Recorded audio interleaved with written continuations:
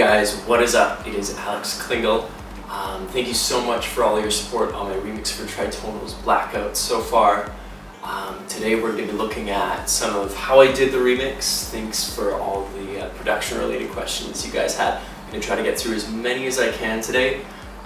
Switching it up. I'm going to be doing more of the screen cap with the full audio quality so you guys can see all of how I did it, the finer detail rather than just the general overview. So let's get started. Alright, so inside the project. Warning on this one, it's definitely not my most organized project. A lot of times on remixes, I've got a deadline, so I don't have time to get to that organization stage. I usually do 75% of the way through. So you'll have to bear with me as I search through a zillion tracks of randomly named things and weirdly named things. But yeah, let's get into it. So starting with the guitar, it's a two-part melody harmony line that shows up a lot of places in the track. I really wanted it to work over all the chord changes, so it's quite simple. It's a real guitar recorded DI into guitar rig for the tone, and each part is doubled and panned outwards. This is how it sounds.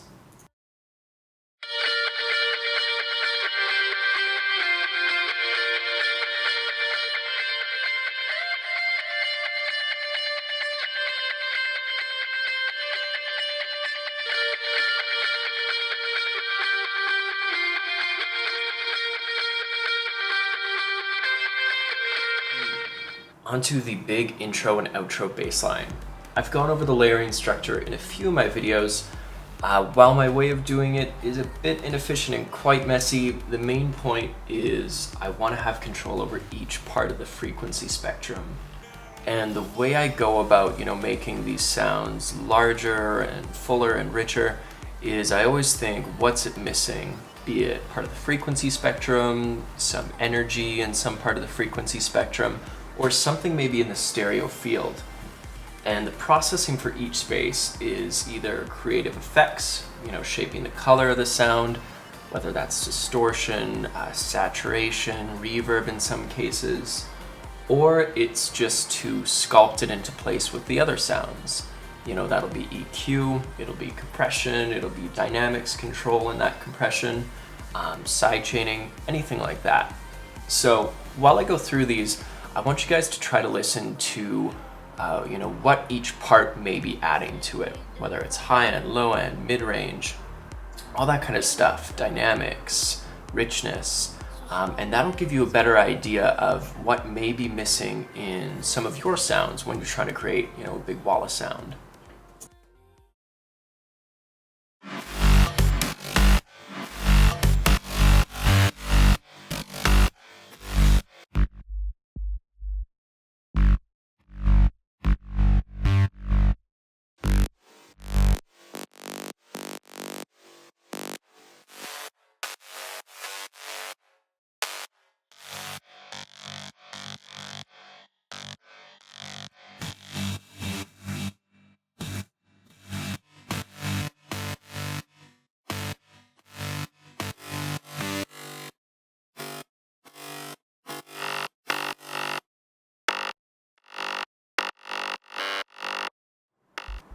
The role of the supersaw chords in the drop was to be more of a supporting sound for the lead guitar line.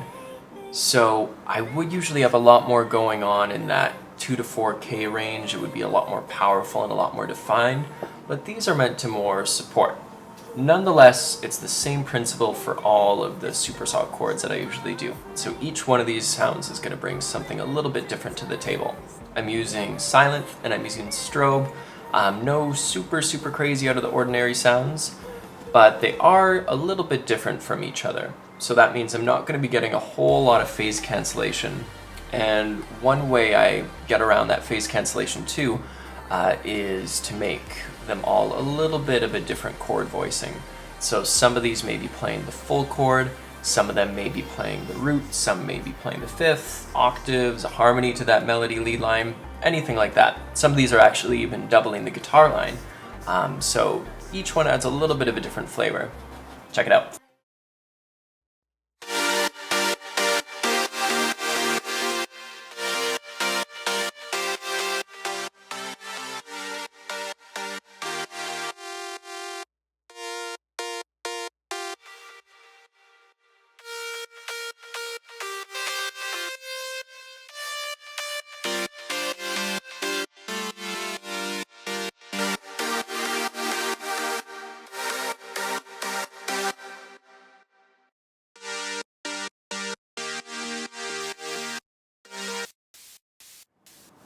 I got a few questions about how I create atmospheric elements in my tracks. In this case, I used the lead vocal a cappella and ran it through a granular synthesis module in my modular synth. It's a little one called Clouds by company Mutable Instruments.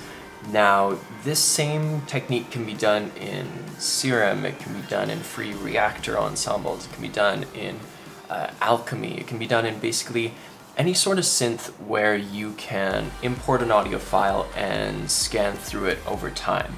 So basically, the general overview of what it's doing is chopping up all the little samples that are incoming and playing them back really, really fast. These little samples called grains, and they stitch them together so it sounds like one consistent voicing.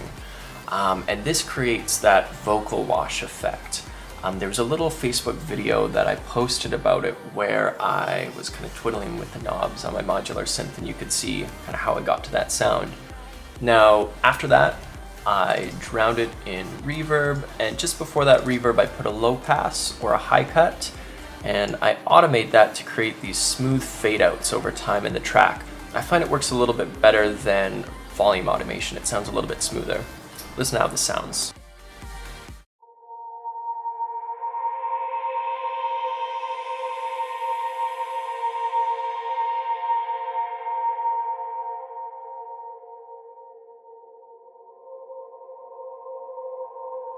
A question I get a lot is, what do I put on my master chain? And truth is, not a whole lot. Usually just Invisible Limiter by a company AOM, which I've been using for a while. It's a great plugin, I definitely recommend it. And a linear phase EQ, usually with just a little bit of hyping in the places where I think it could use a little bit of energy.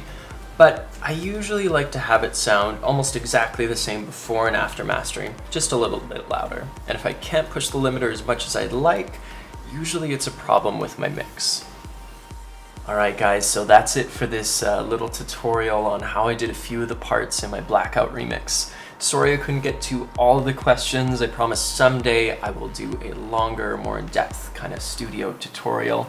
If you guys are interested in seeing something like that, just let me know. And thank you so much for all the support on the remix so far. It's climbing up the charts slowly on Beatport. I'm sure there will be a link to grab it somewhere. But yeah, until next time, thanks for watching.